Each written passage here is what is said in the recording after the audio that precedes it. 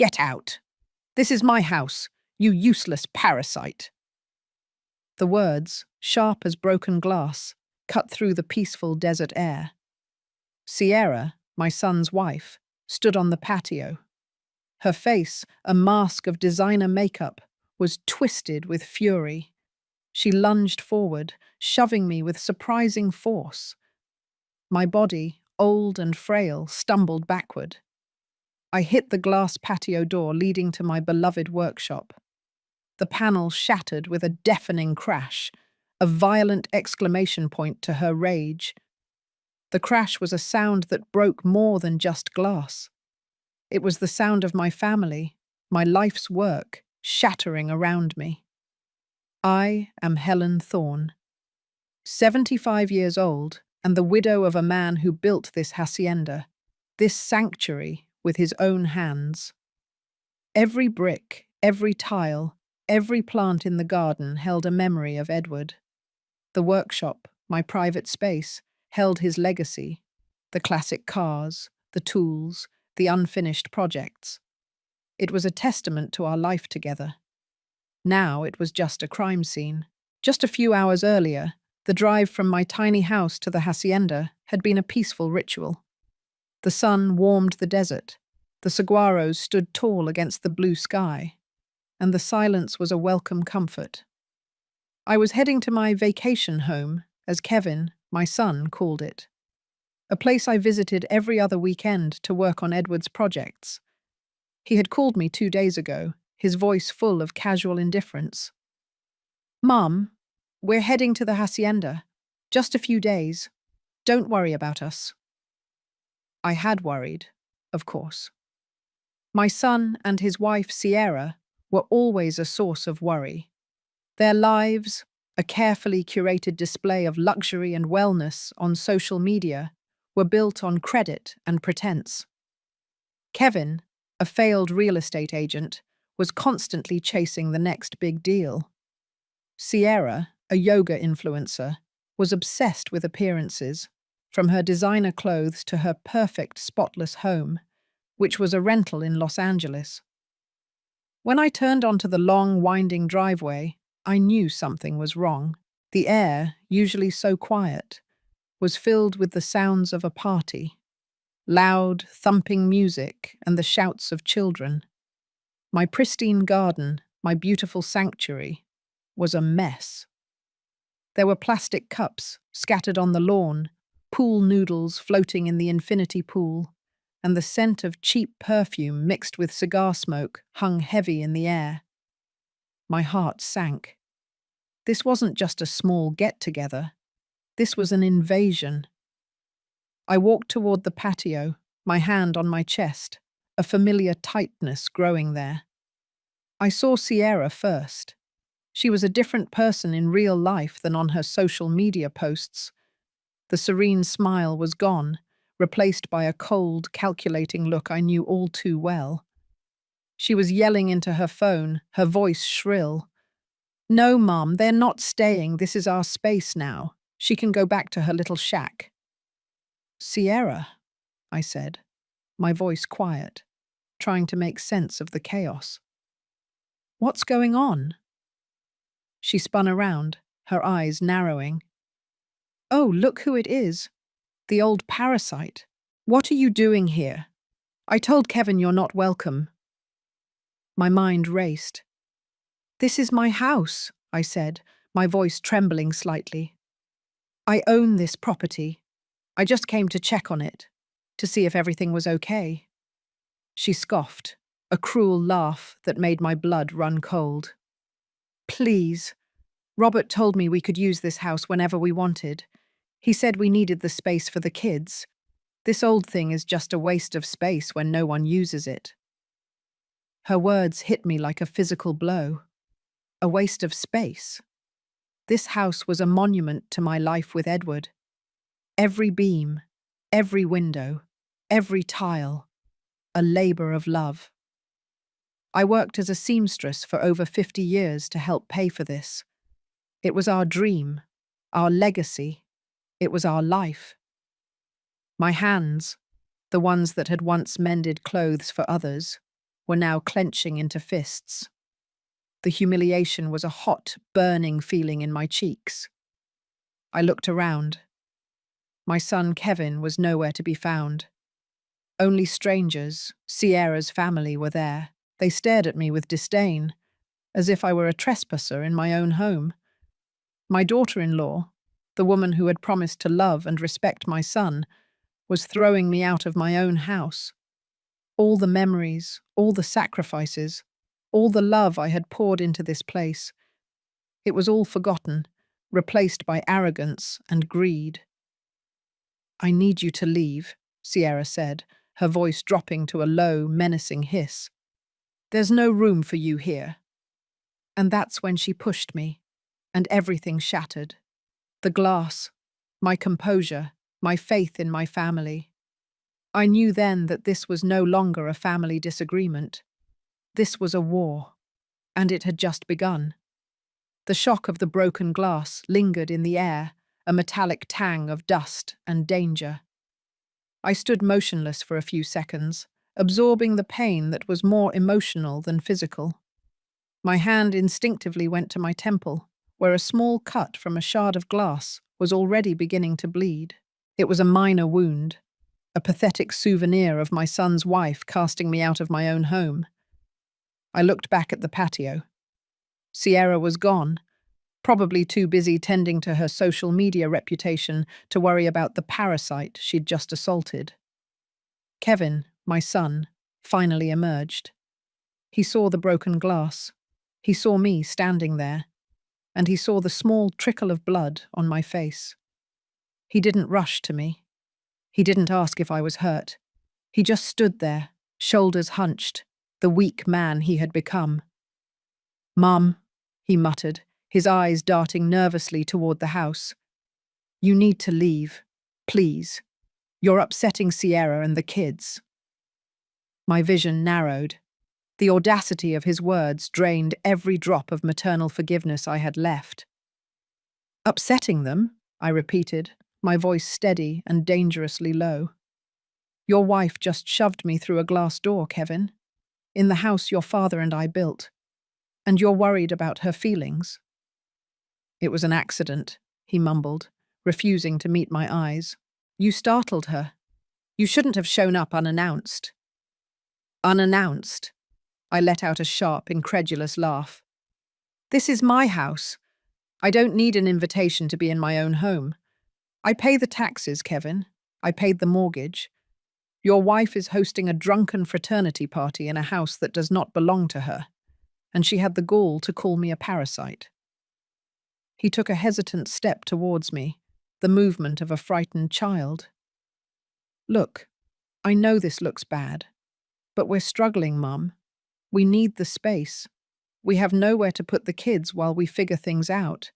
Sierra's business is failing and we're underwater on the LA apartment. We just needed a few weeks." "And your solution was to lie, invade, and then physically assault your mother?" I paused, letting the silence hang heavy between us. "Where is the special watch? Your father's Wubawutu chronometer that was on the mantel?" Kevin's face went white. I don't know what you're talking about." "Of course you don't," I sighed, the realization settling like cold desert sand in my heart. "But I do, and that confirms everything I need to know." I turned my back on him. I didn't want to engage further.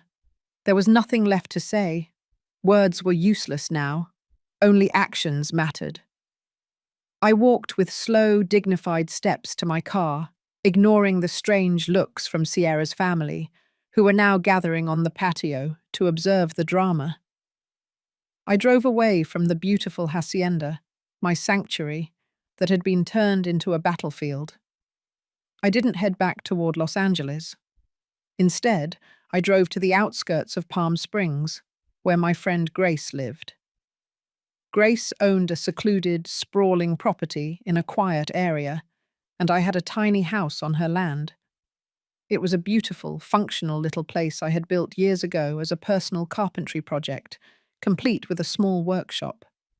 It was my quiet escape, and now it was my fortress, Pulling up to the tiny house, the quiet was a stark contrast to the shouting and music I had just left. I parked, climbed out, and locked the car. My first impulse, the one I inherited from Edward, was to fix things immediately. I took a deep breath, went inside, and sat down at the small wooden table I had crafted myself. I poured a glass of water, took a small sip, and pulled out my phone. This wasn't an accident. This wasn't a misunderstanding. This was calculated. The way Sierra shoved me, the look in Kevin's eyes, the missing watch, it was all a pattern. I knew I couldn't handle this alone. I needed firepower, legal and emotional. I scrolled through my contacts and found the name I was looking for. Grace. She had been a corporate lawyer before retiring to the desert to raise horses. She would understand the cold, hard logic of betrayal. I needed her clarity, her sharp mind, and her professional connections. I had refused the call for a full-blown war, but that choice was no longer mine to make. Sierra had thrown the first punch, a punch delivered through shattered glass. Now I would respond, not with rage, but with strategy. The tiny house was quiet, but inside, a massive battle was just about to be planned. I was no longer a mother or a grandmother. I was a client, a litigant, and a determined opponent. I didn't waste a minute. Still wearing the same clothes I'd driven in, I sat at the table in my tiny house and called Grace. She picked up on the second ring, her voice calm and steady, like an anchor in a rising storm. Grace, it's Helen. I need your professional brain, not your friend one. I've been thrown out of the hacienda. Literally. I relayed the events quickly and clinically, trying to keep the emotion out of my voice. The shock, the crowd of strangers, Kevin's silence, and the shattering glass. I didn't dwell on the pain. I focused on the facts. The invasion, the immediate demand for me to leave, the missing watch, and the lie about using the house for just a few days. Grace listened in silence. When I finished, the line was quiet for a long moment. "That's attempted battery and criminal trespass, Helen," she said finally, her voice now completely loyally. "And the missing watch is theft. You should have called the police immediately." "I know," I admitted.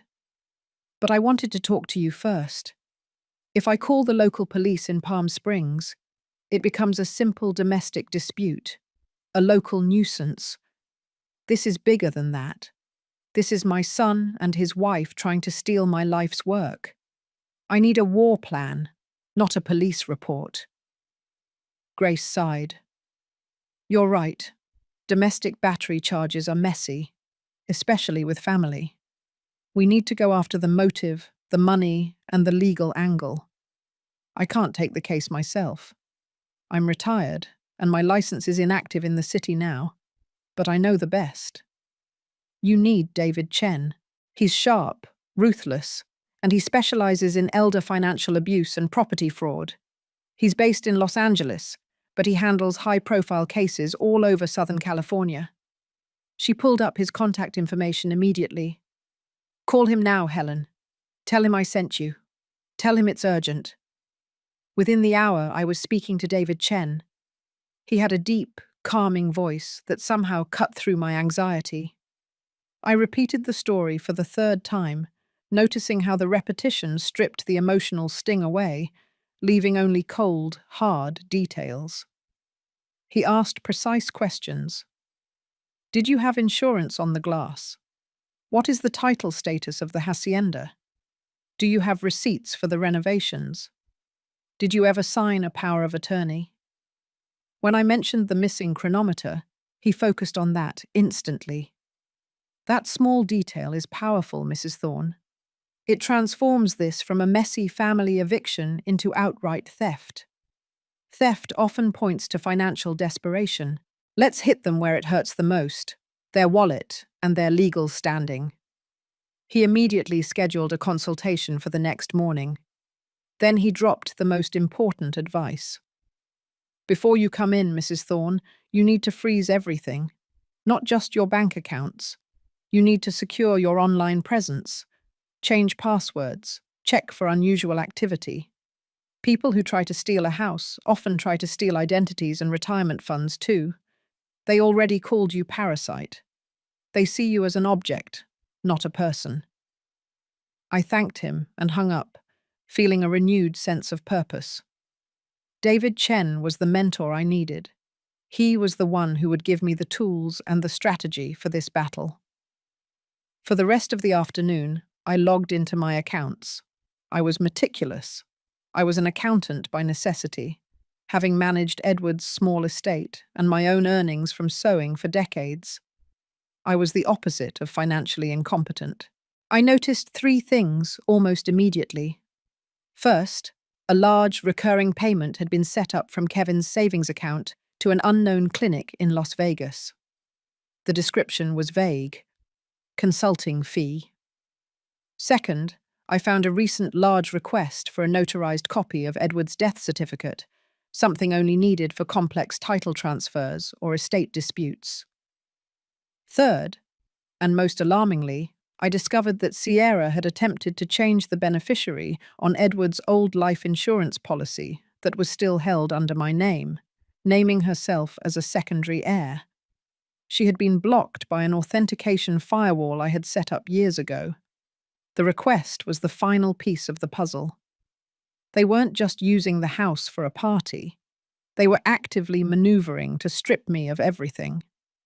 The attempted insurance fraud, the mysterious payment to an unknown clinic, the demand for Edward's certificate. It all screamed of a highly illegal, calculated, and coordinated plan. They didn't just want the house. They wanted me gone, legally and financially invalidated. The game was far more dangerous than I had initially thought. This confirmed I was doing the right thing. The tiny house, my personal sanctuary, was now the war room. I was ready to proceed. The consultation with David Chen was transformative. His office in Los Angeles was minimalist and quiet, a sanctuary of calm calculation. I laid out the evidence, the photos of the shattered glass, the details of the missing chronometer, Sierra's desperate attempt to change the life insurance beneficiary, and the recurring consulting fee payment to a clinic in Las Vegas. David listened, his expression unwavering. Mrs. Thorne, this moves beyond a civil suit. This has elements of attempted felony fraud and theft. They are not just using your house, they are positioning themselves to take ownership by invalidating your legal competence. They want the $170,000 you saved and the equity from the hacienda. They're trying to declare me mentally unstable, I concluded. Precisely, he confirmed, leaning forward. That Las Vegas payment is almost certainly related to fabricating a medical opinion. They're trying to prove you're unfit to manage your assets. The fact you found the attempted beneficiary change is excellent. It shows malice aforethought. We immediately began filing the paperwork. David didn't bother with a simple eviction notice. We went straight for a temporary restraining order, TRO, based on elder abuse, battery, and attempted fraud. This was a legal sledgehammer that would force them out immediately and prevent them from returning, changing locks, or selling any of Edward's possessions. This was the moment I crossed the threshold. I was no longer hoping for reconciliation. I was initiating the legal offensive. I signed the affidavit, listing the specific damages, the glass replacement, the ruined garden furniture, the theft of the family chronometer valued at nearly $4,500, and the clear emotional distress. David assured me that the TRO would be served the next morning. Now, the next step is crucial, David said, moving to the second phase of our strategy. We need to hit them financially and publicly before they can spin this story. Sierra is an influencer. We can use her weapon against her. He introduced me to his investigator, a young, tech-savvy woman named Alexa. Alexa's job was simple. dig into Sierra and Kevin's financial situation and public narrative. I provided access to my home security camera system, which I had disabled remotely before I left, ensuring they wouldn't know I still had access to the footage. Alexa quickly confirmed the depth of Kevin and Sierra's financial distress. Their LA apartment rent was several months past due. They had multiple maxed-out credit cards, and Kevin's real estate license was under review due to several failed, high-risk investments that had cost them over $80,000 in the last year alone. Their luxurious online persona was a complete fabrication. The real breakthrough came a few hours later. Alexa found a private message Sierra had sent to a close friend, bragging about her scheme. The message read, "That old lady is obsessed with her late husband and his ridiculous legacy.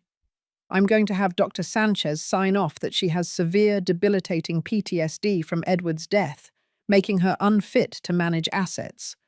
We get the house, sell that old desert shack, and Kevin can pay off his debts. Easy money, right?" The specific detail, severe PTSD from Edward's death, made my blood run cold. It was a vile and calculated move.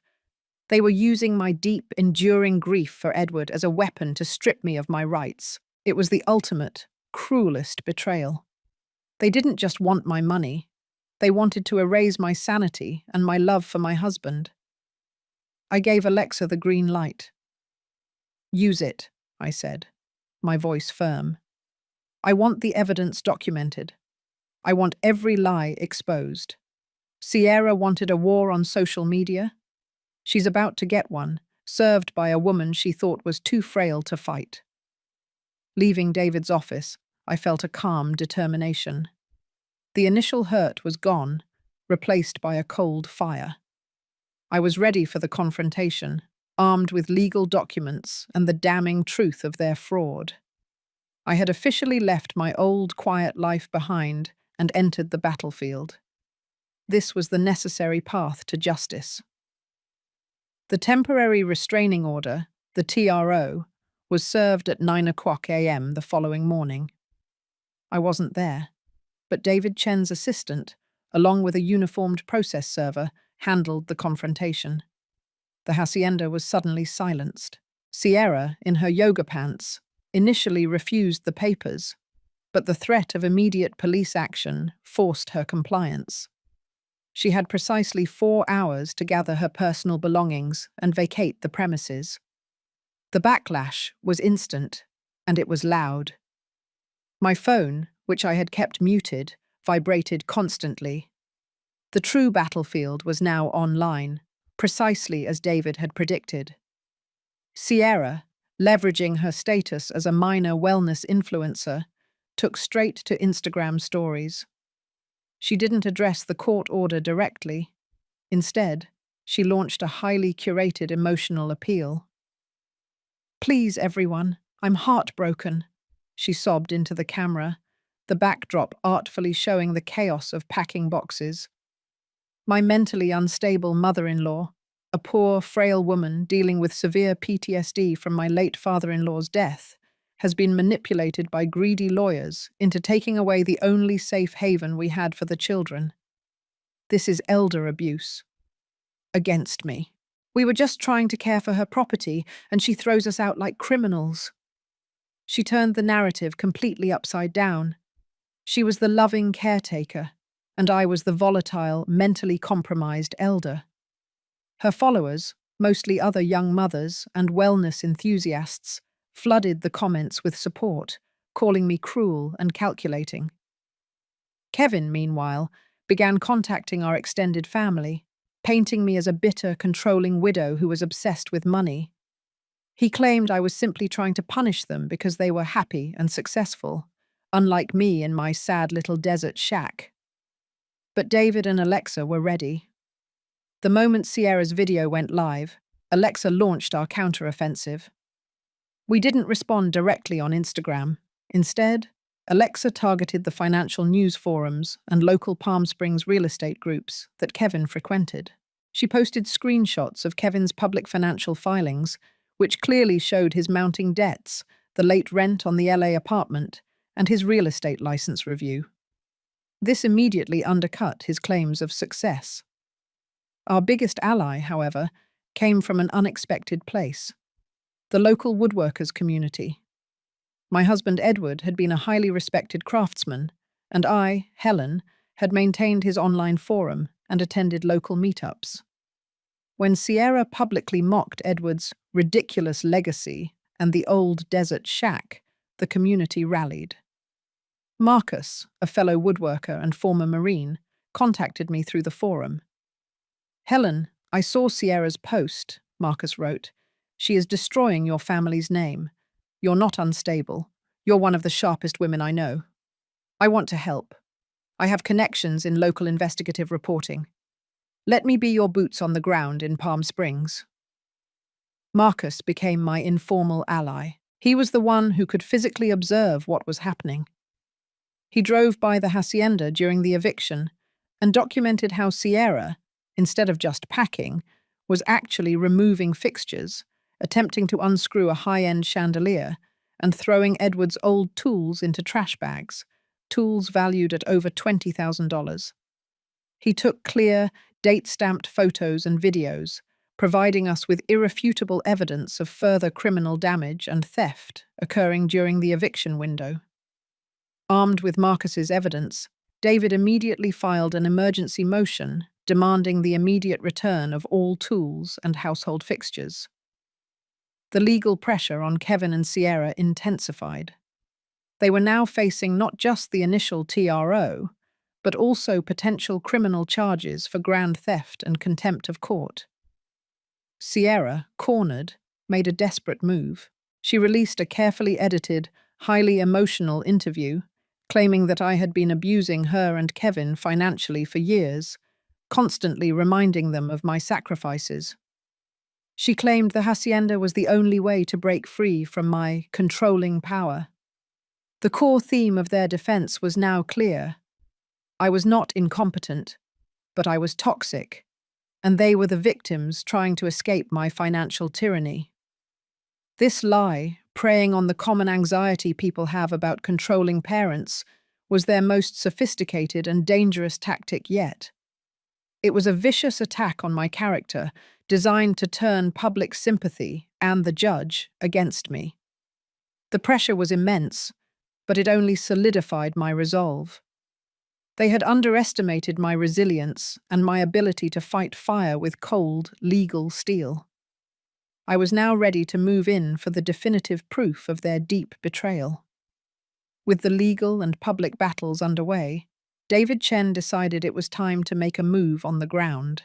We needed to recover some physical evidence that Sierra and Kevin might have overlooked. There was one place they wouldn't think to look: the workshop, specifically the classic cars. The hacienda was empty now, a silent ghost of its former self. David and I arrived with Marcus, my trusted ally from the woodworking community. The police officer from the TRO was a few minutes behind us. Marcus brought his tools. He was there to help me with a pre-planned task. We were looking for a specific item, something Edward had told me about long ago, a secret compartment in his favorite car, a vintage '67 Mustang. "They've done a lot of damage," Marcus said, his voice low and full of a quiet anger as we entered the workshop. Tools were scattered everywhere. Some of Edward's delicate woodworking chisels were broken, and there were greasy handprints all over his workbench. They were trying to take all the tools. My report stopped them. I nodded, my eyes focused on the Mustang. It was a beautiful car, a labor of love that Edward had been restoring for 20 years. He always said it was the heart of the workshop, a repository of his dreams. "The key is in the driver's side sun visor," I told Marcus, my voice trembling with a mix of sadness and determination. He told me if anything ever happened to him, I'd find something important in there. Marcus reached up and pulled down the visor. A small key, a single, unassuming piece of metal, was taped to the back. It didn't look like any car key I'd ever seen. It was too small, too delicate. What is it for, Helen? David asked, his lawyer's mind already running through potential scenarios. The secret compartment, I said. He told me he had a secret compartment in the car. It was his last little joke, his last little gift to me. He said he would show it to me after the car was done, that it would only open with this key. We moved to the trunk. I told Marcus where to look. A small panel under the trunk lining that looked like part of the car's bodywork. He used a special tool to pry it open, and there it was. A small metal box, locked with a simple padlock. I used the key from the sun visor to open it. Inside, there was a stack of papers and a small, unassuming USB drive. David's eyes widened. This is it, Helen. This could be our final nail in their coffin. The papers were a meticulously detailed financial log of every cent Edward and I had spent on the hacienda.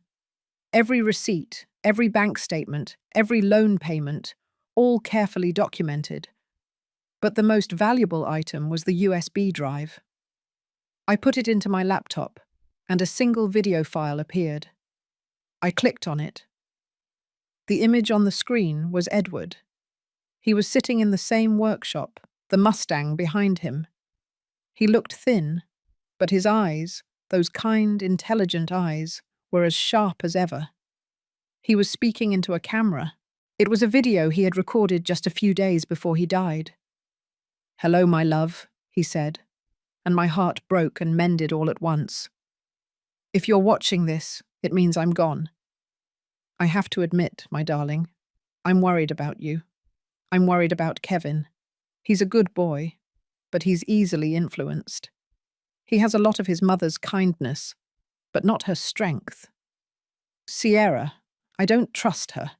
She has a hungry heart. She's not a bad person. She's just lost. I fear she will try to manipulate Kevin.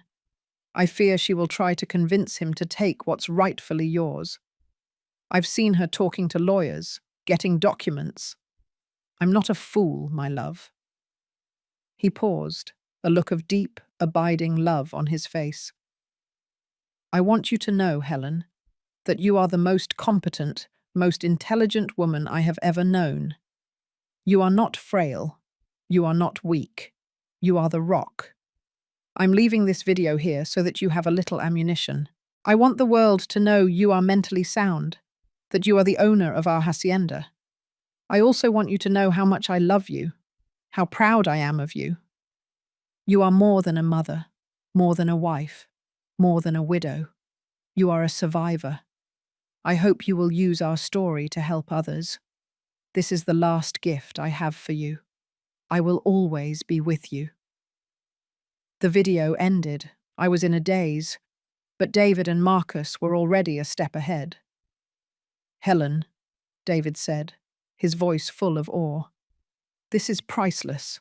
A video from a beloved deceased husband, a declaration of your sanity, a direct accusation of her and Kevin's malicious intent. This isn't just evidence. This is a story. This is going to destroy them."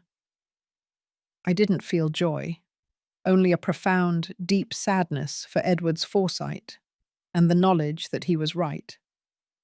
My son had fallen for the trap Edward had so carefully predicted. It was now time to use this last gift to do what he wanted me to do, not only to win, but to stand as a symbol of strength. The emergency hearing was set for the following Tuesday in the Palm Springs courtroom. This was the ordeal, the ultimate confrontations, where Sierra and Kevin would present their fabricated case of my mental incompetence, and I would deploy Edward's final message. The courtroom was packed, not with media, but with local real estate agents, members of Edward's woodworking club, and most importantly, family. Sierra had leveraged her online presence, ensuring some of her minor influencer friends were there, ready to document my public breakdown. She sat at the defense table, next to a slick, expensive lawyer named Mr. Vance, looking composed and victimized. Kevin sat beside her, pale and avoiding my gaze. Mr. Vance opened, painting a picture of me as a tragic figure.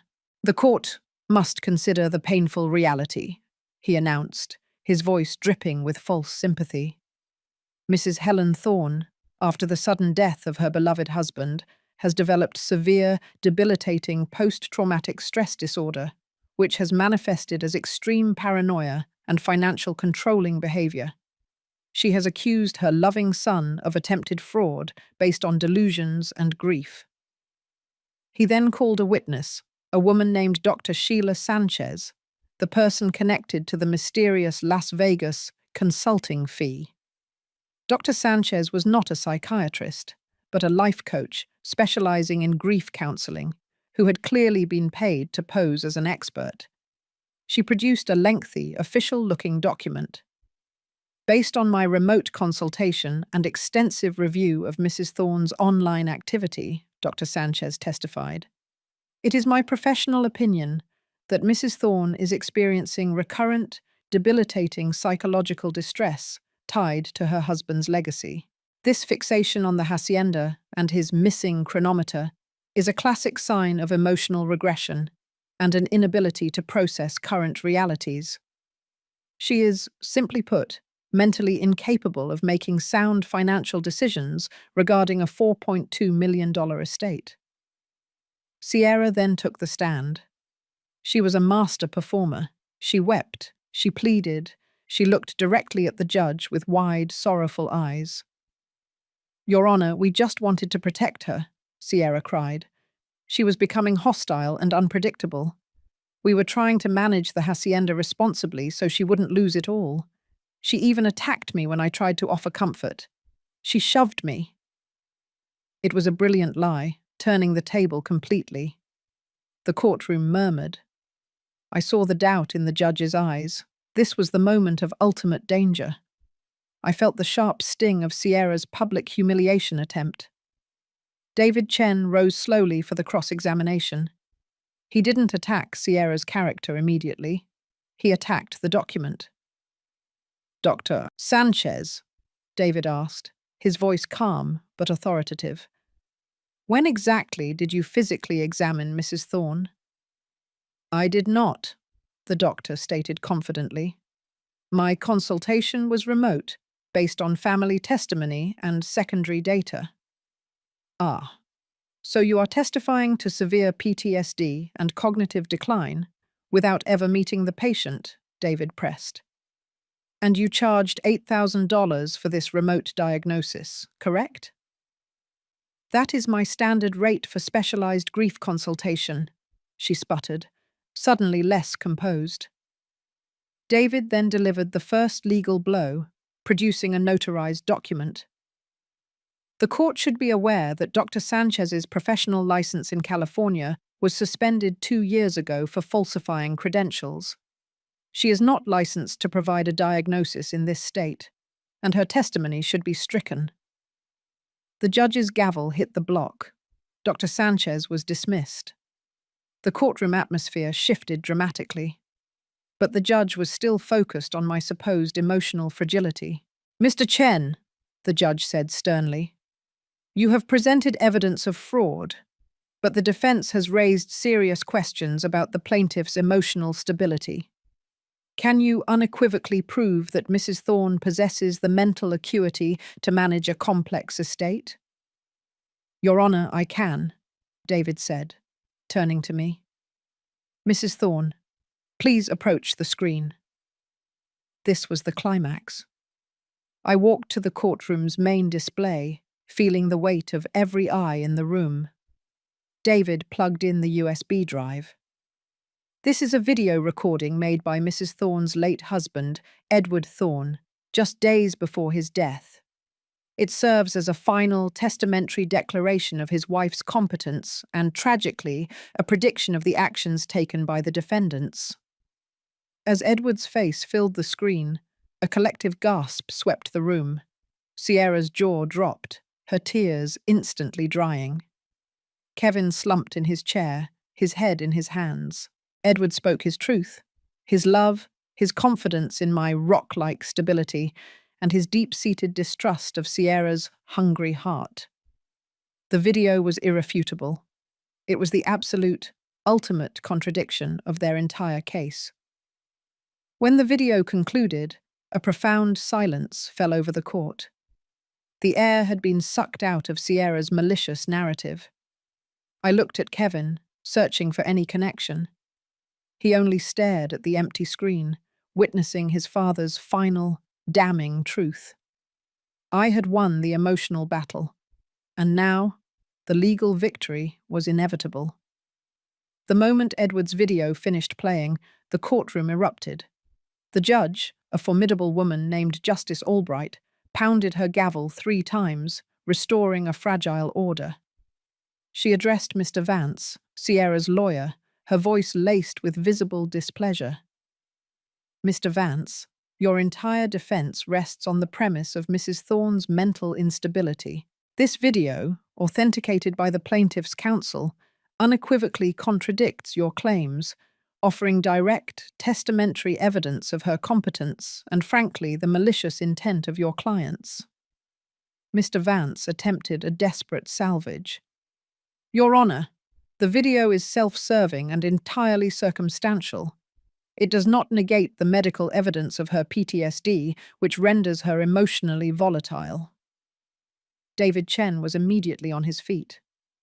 "Your Honor, we have already proven that Dr. Sanchez is operating with a suspended license and that her consultation fee was an $8,000 bribe, constituting attempted fraud. Furthermore, the video proves not volatility, but foresight. Mrs. Thorne's late husband feared this exact predatory action. The emotional distress comes not from grief, but from the calculated betrayal by her own son and daughter-in-law."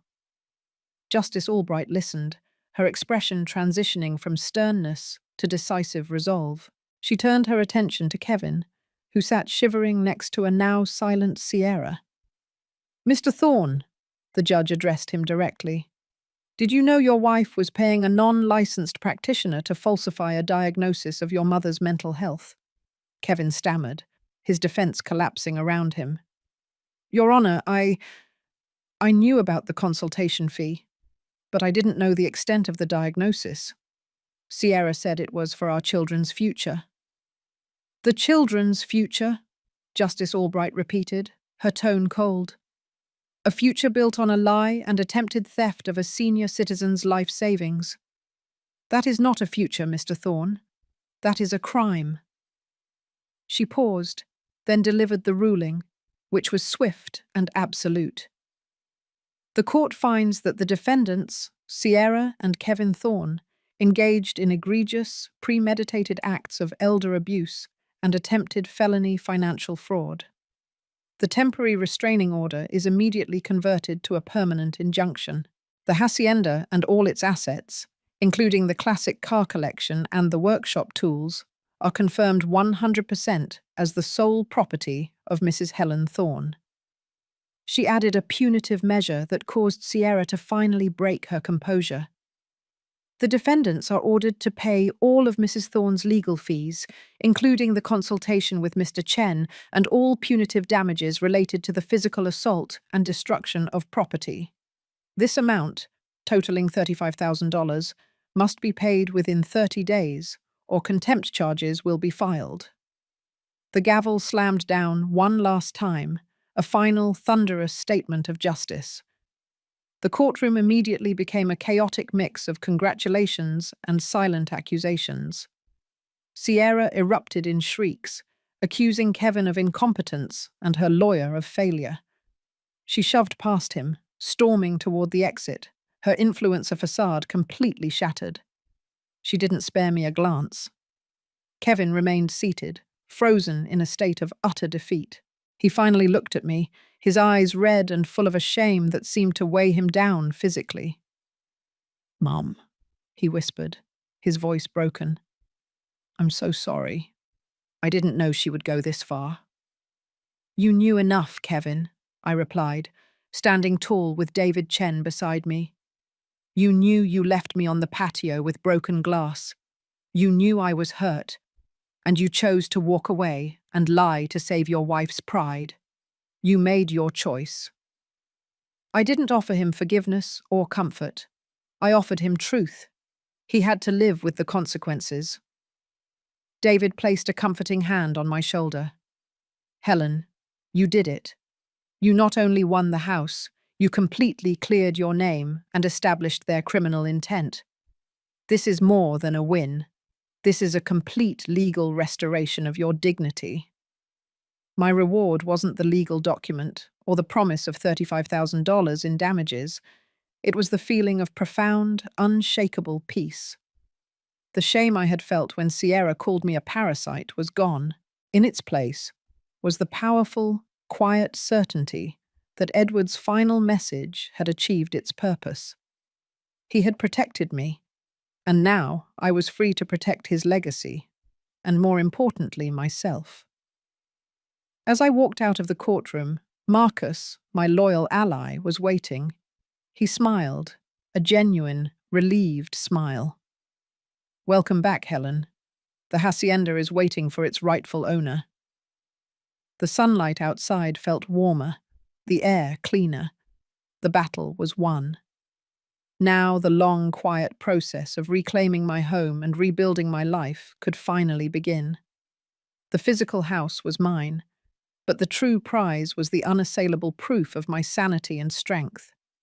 The court ruling felt less like a victory and more like a necessary amputation. It was clean, decisive, and final. But recovery is never immediate. My reward was the legal ownership of the hacienda, but the road back was paved with the physical and emotional residue of the invasion. I returned to Palm Springs that evening, not to the tiny house, but straight to the hacienda. David Chen arranged for a uniformed security guard to be stationed at the gate for the first week, ensuring no attempts at retaliation or further theft. Walking through the front door felt strange. The house was vacant, but not empty. It was hollowed out, stripped of its spirit. The air still carried the faint, sickly sweet scent of cheap synthetic cologne and stale beer, a ghost of the chaos they had inflicted. My beautiful living room, with its elegant Spanish tiles, was scarred by sticky rings where glasses had been placed directly on the wooden tables. My custom-made linen sofa had a permanent, ugly, dark stain, red wine or something worse. The meticulously restored antique light fixtures had been replaced by cheap, temporary LED bulbs they'd installed themselves, leaving wires exposed. The kitchen was the worst. The high-end, commercial-grade stove I had installed for Edward, who loved to cook, was covered in a thick, baked-on layer of grease. My copper pots, which I had polished diligently, were scratched and blackened. A significant amount of silverware was simply missing. It was clear they hadn't cared for the house.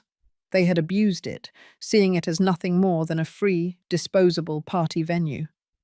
The workshop, however, was where the real damage was done.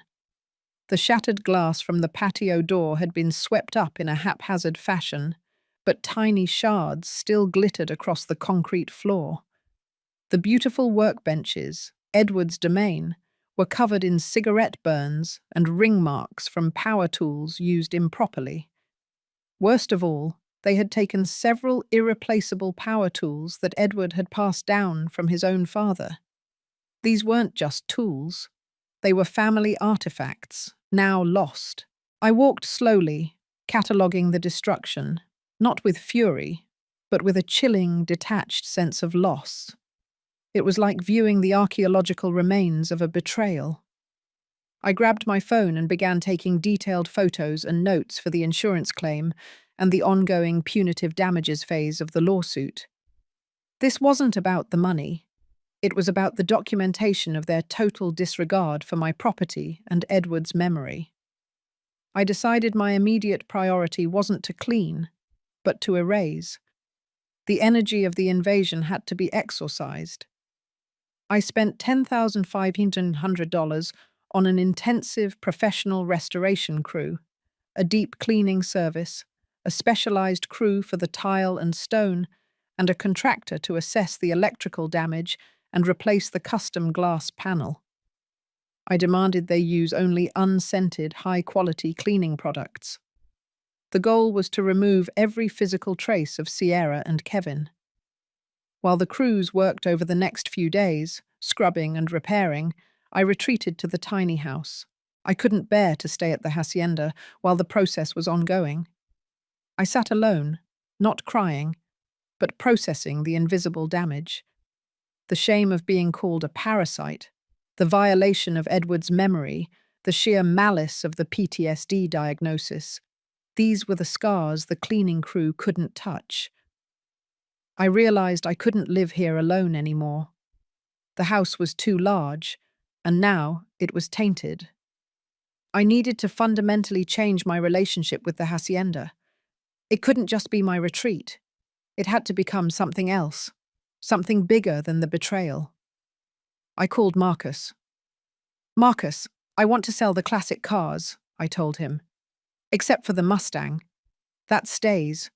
I want to use the money from the others to set up a foundation to fight elder abuse." Marcus was surprised but supportive. "Helen, those cars are worth a lot. Are you sure?" "I'm sure," I confirmed. "They are Edward's legacy, and he wanted me to use my story to help others. That video wasn't just for the judge. It was for me. I need to turn this bitterness into something productive. The money is power, and I'm going to use it to protect other people's grandmothers." This decision, made in the quiet solitude of the tiny house, was the beginning of my true healing. The hacienda, once a sanctuary for one, would now become the launch pad for a movement. I was taking the pain, the betrayal, and the financial assets they tried to steal, and forging them into a weapon for social justice. I was ready to build my own legacy. The legal victory had provided closure, but the financial battle was far from over. Kevin and Sierra owed me $35,000 in punitive damages and legal fees, a sum they were clearly incapable of paying quickly. Instead of waiting for David Chen to pursue endless garnishments and collections, I decided to focus on my own proactive plan, the resurrection of my identity and the creation of a new legacy. My first act was to turn Edward's passion into my philanthropic power. Marcus, true to his word, helped me arrange the sale of the classic cars, keeping only the Mustang. The three sold vehicles, a vintage '72 Corvette, a '65 Thunderbird, and a beautifully restored '58 Chevy pickup, fetched a combined price of $95,000. This was the seed money for my foundation. I named it the Edward Thorne Dignity Fund, dedicated to providing legal aid and financial counseling to seniors facing family-related financial abuse. This was my strategic revenge, turning the assets they coveted into a movement that would specifically target people like them. I then took my story public. I collaborated with Marcus, who had experience with local media, and Alexa, who handled the digital narrative. We launched a simple YouTube channel and a corresponding website called Don't Underestimate the Elders. My first video was powerful and stark. It was filmed inside the repaired hacienda, in front of the new glass panel. I didn't cry or scream.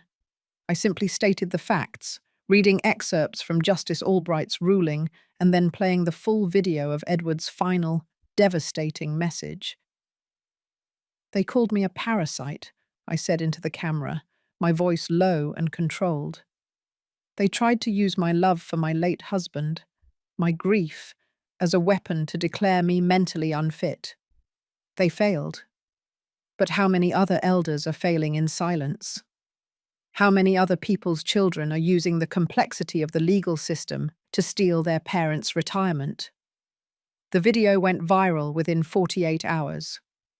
The story, the wealthy, respected husband predicting his wife's betrayal by his own son, the courtroom drama, the PTSD lie, was irresistible. Sierra and Kevin's names, once whispered in court, were now screamed across social media platforms. The socialization of the revenge was swift and brutal. Sierra's entire influencer career collapsed overnight. Major sponsors, a skincare line, a boutique yoga studio, a lifestyle magazine, dropped her like a hot stone. Her comment sections became a cesspool of condemnation. Her carefully curated image of the loving, successful family woman was utterly annihilated. Kevin, who worked remotely for a national real estate firm, faced an internal ethics investigation. His colleagues, seeing his name tied to elder fraud and abuse in the news, distanced themselves completely. Within a week, he was forced to resign. The dominoes continued to fall. The financial strain, exacerbated by the $35,000 judgment they couldn't afford, destroyed their marriage. Kevin filed for divorce, citing irreconcilable differences, though everyone knew the difference was the complete financial ruin caused by Sierra's reckless ambition. I watched all this unfold from the quiet serenity of my hacienda. I felt no joy in their suffering, only a chilling sense of symmetry. They had tried to destroy my life for money, and in the end, money was the instrument of their own destruction. However, the deepest, most subtle part of this chapter involved my own son. Kevin called me, not to apologize, but to beg for a loan to cover the judgment and his mounting legal fees for the divorce. "Mom, please," he pleaded over the phone. "They're taking everything. I lost my job. I'm going to be homeless. Just help me with the $35,000 and I'll pay it back." "Kevin," I responded, my voice devoid of emotion, "you declared me mentally incompetent for money. You stood by while your wife shoved me into broken glass. Your father left a message predicting exactly this. You made your choice, and now you must own the consequences." "But I'm your son. You can't just abandon me," he cried. "I didn't abandon you, Kevin. I liberated you. You wanted to be financially independent, free from my controlling power, remember? Now you have it. You have full independence, and you must solve your problems without your mother's money." I hung up, placing the phone gently on the table. It was the hardest thing I had ever done as a mother, but I knew Edward would have approved. I had not only protected my property, but I had protected my dignity by refusing to enable their toxic cycle of greed and dependence. My resurrection was complete. I was no longer a victim. I was a protector and a force for change. A year passed, marked by the rising success of the Edward Thorne Dignity Fund and the steady growth of my Don't Underestimate the Elders YouTube channel. The money from the car sales, combined with donations sparked by the publicity of my case, had allowed us to hire 2 part-time legal aid assistants. I had found my purpose. The return with the elixir. My elixir wasn't just a legal victory, it was the ability to fight for others. The hacienda had become a symbol of resilience. It was repaired, clean, and felt more like mine than ever before. I spent my days recording video segments in the workshop, using Edward's meticulously organized tools as my backdrop. I taught viewers how to secure their deeds, recognize signs of financial manipulation, and most importantly, how to talk to a lawyer. The public reaction was overwhelming. Hundreds of people contacted me sharing similar stories. I was no longer Helen Thorne, the widow. I was Helen Thorne, the elder defender. One quiet Tuesday afternoon, I received a small handwritten letter. It wasn't from Kevin or Sierra, it was from Isabel, my 11-year-old granddaughter. I hadn't seen her since the eviction. The permanent injunction meant neither Kevin nor Sierra could step foot on the property, and they had understandably cut off contact. The note was simple, written in slightly messy cursive. "Grandma Helen, I miss your cookies. I know you're famous now. My mum and dad aren't doing good. Can I see the Mustang?" The letter hit me hard. Isabel was the innocent party, the only one I had truly grieved losing contact with. She was the one reason Edward and I had hoped Kevin would find stability. I immediately called David Chen. Isabel wants to visit, I explained. I know the injunction is in place, but she is a minor. David worked quickly. He contacted Kevin's divorce lawyer and negotiated supervised visitation rights. The condition was stringent. Kevin had to drop Isabel off at a neutral location near the hacienda, and I had to agree not to discuss the lawsuit, the divorce, or Sierra. I agreed instantly. My need to reconnect with her outweighed any desire for vindication. The next Saturday, Isabel arrived, accompanied by a social worker. I met them at the neutral meeting point and drove Isabel back to the hacienda. The moment we pulled into the driveway, she gasped. "Grandma, it's so beautiful again," she exclaimed. "Mom said you let it get all messy.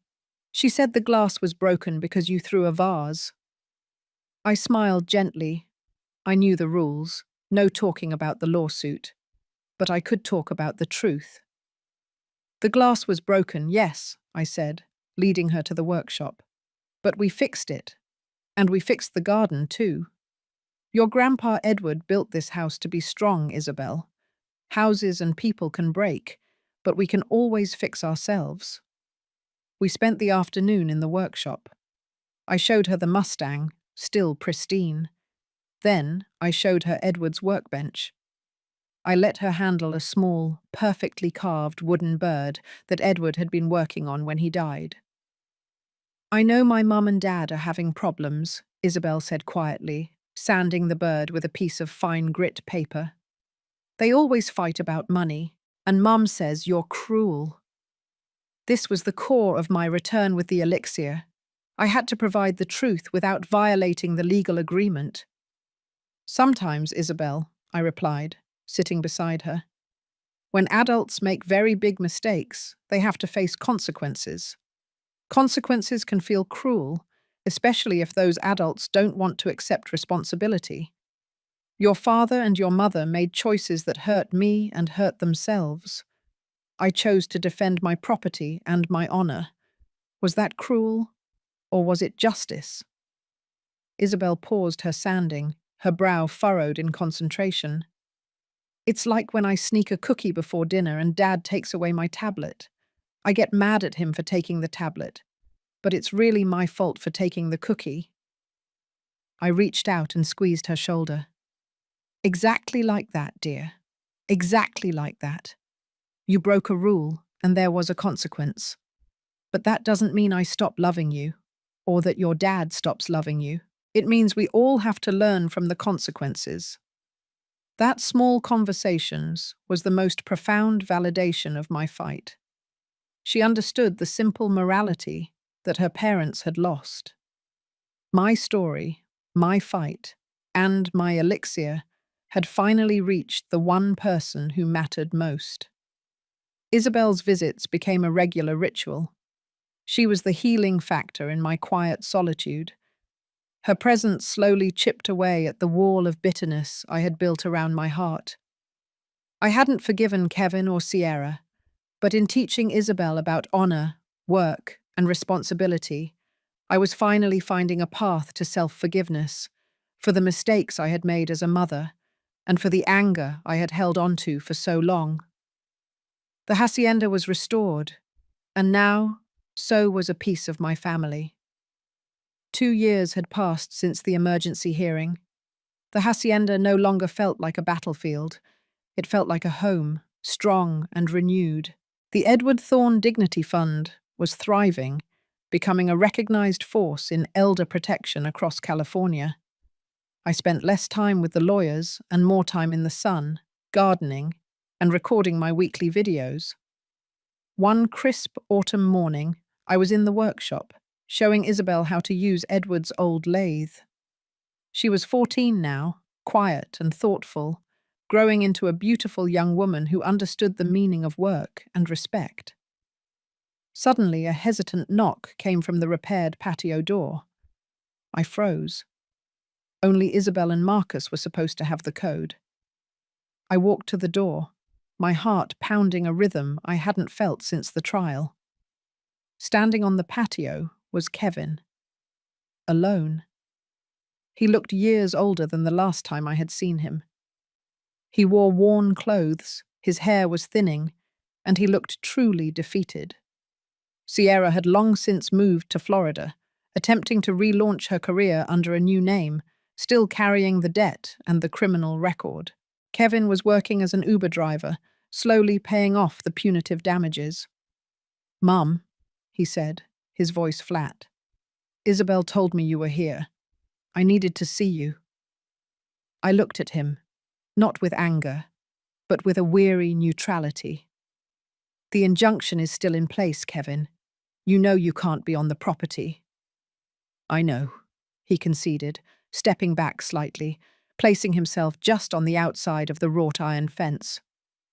"I'm not here for the house or the money. I finally paid off the last of the $35,000 judgment 2 weeks ago.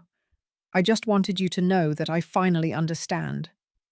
I didn't just betray you. I betrayed Dad. That video, it broke me. I was weak, and I let my greed and my fear destroy everything." His shoulders shook. He wasn't the selfish boy anymore. He was a broken man, finally facing his consequences. "I don't expect you to forgive me," he continued, tears finally coming.